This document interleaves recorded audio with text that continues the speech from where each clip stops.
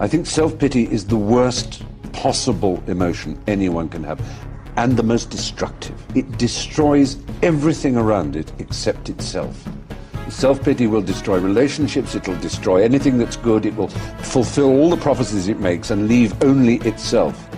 And it's so simple to imagine that one is hard done by and that things are unfair and that one is underappreciated, that if only one had had a chance at this, if only one had had a chance at that, things would have gone better, that one is unlucky, all those things. And some of them may well even be true, but to pity oneself as a result of them is to do oneself an enormous disservice.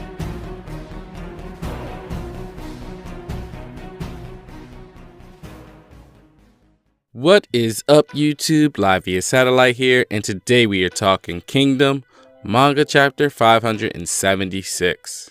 And whoa, that was unexpected, wasn't it?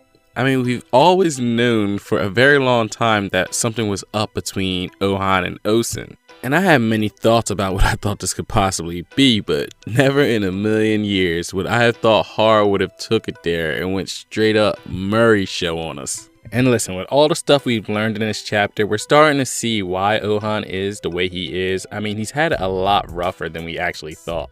But the thing that's really interesting here is that with rumors like this going around, what exactly does that say about Ohan's mom? Hi, Mom. Hi, Linda. Hi, Linda. Hiya, boys.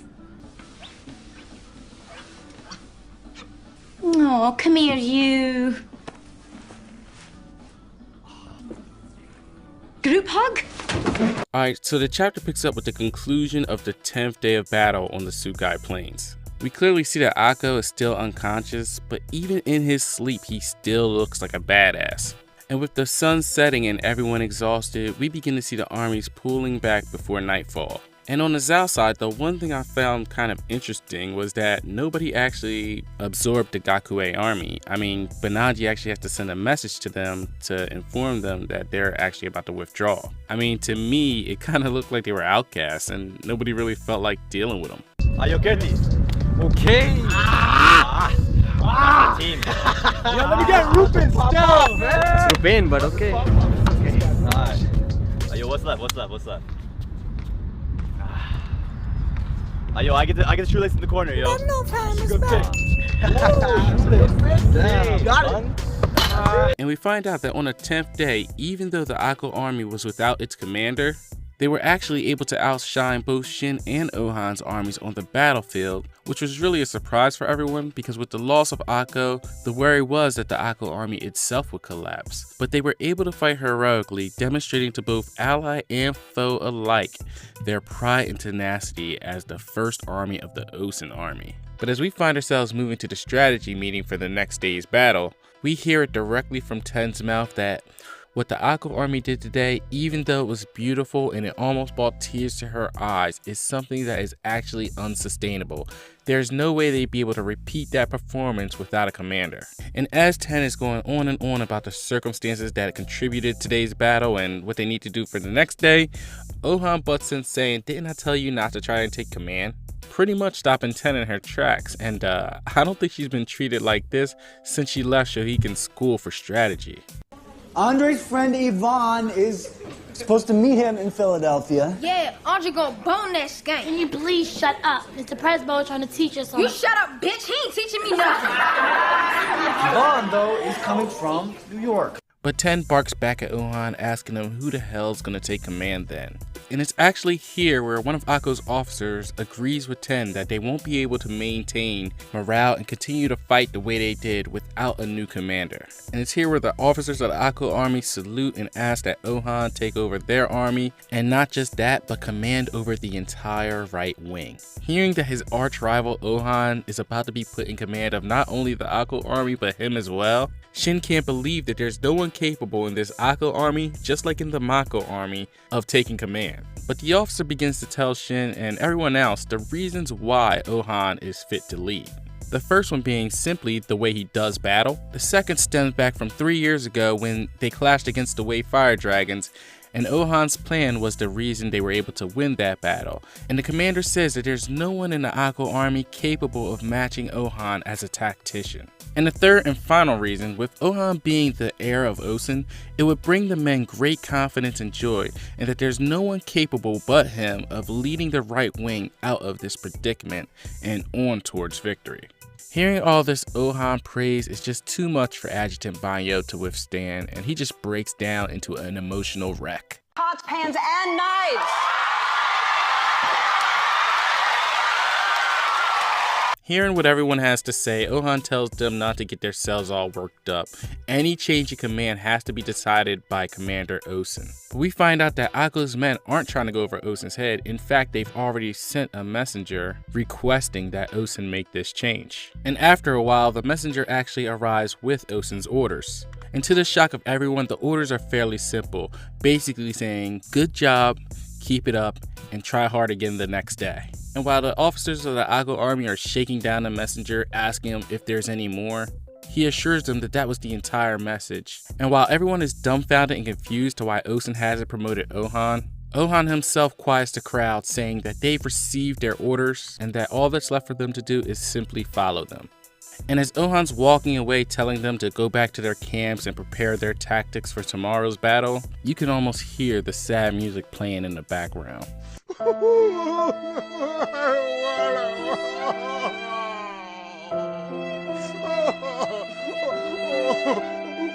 On the way back to camp with Shin, Ten is livid about Ousen's decision. And she explains to Shin just how weird this is, because on the other battlefield, Ousen easily promoted Moten to general. And even though it pisses her off to admit it, she knows just how talented Ohan is. She knows he's on the same level of Moten, if not higher. The fact that anyone, even the Akko army, sees that Ohan is the clear choice to lead, prompts Ten to wonder if Ousen really doesn't care about what happens to the right wing. Hearing everything Ten has to say, Shin decides it's time to go and take a leak.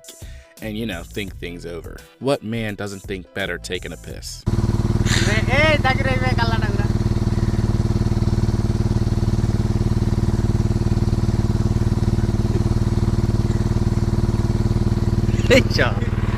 While walking, Shin starts to think about the differences between Moten and Ohan's relationships with their fathers. He can definitely see how Moten and his dad don't get along, being as they're so different. But when it comes to Ohan and Ousen, he feels like it's something strange there. And he even starts to think that maybe he himself should just go to Ohan and tell him that whatever him and his dad got going on, he needs to do something about it. But as Shin's walking, he stumbles on Kanjo and Banyo talking in private. And what Kanjo's saying is that with these orders they received today, he believes that this is no longer no ordinary quarrel between father and son. And that they can no longer dismiss the rumors that they've been hearing. And that even Han-sama himself must realize that he's under suspicion.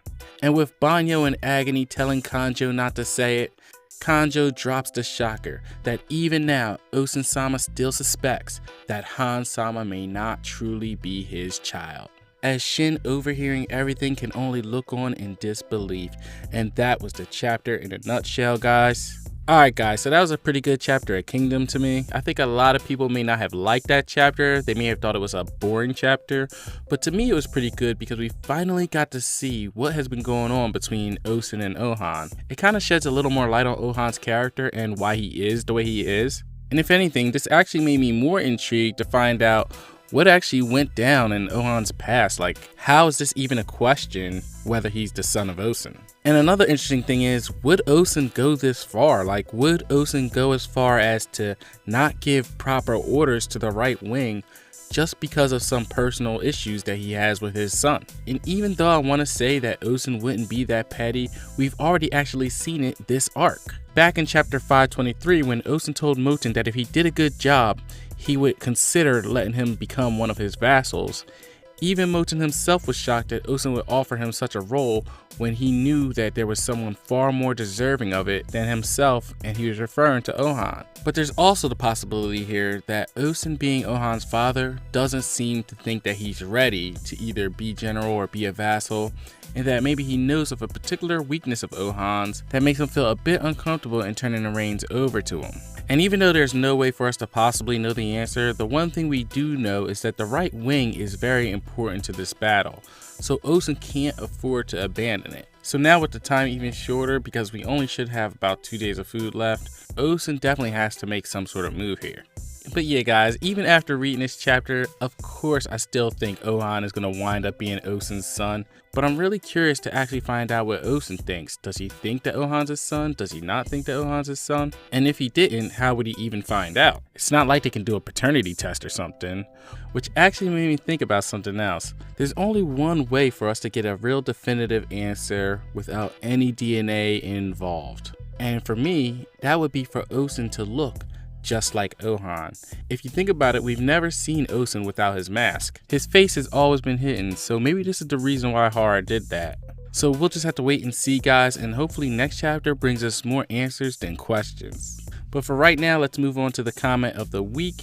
And this week's comment comes from Naughty123456, and what he has to say is, "That Baggio joke was one of the cruelest yet funniest things I've read in a while." And yeah, that was a terrible joke on Horror's part, man. But really, Horror has been low-key pretty funny these last few chapters, man. Like, there were a lot of laughs with all the Mountain Tribe and Heki stuff last chapter, and even this chapter 10 was pretty funny in a couple instances. And even though that ending was supposed to be a bit of a shocker and should be something that's kind of taken seriously, me and about every other Kingdom fan immediately thought of the Murray Show. And even that was kind of funny, because in the end, we all know that Ousen, you are the father. But anyway guys, that about does it for this week's review. Let me know what you guys thought of the chapter in the comments section below. Please leave a like if you enjoyed the video, and feel free to share, comment, and subscribe. Peace out.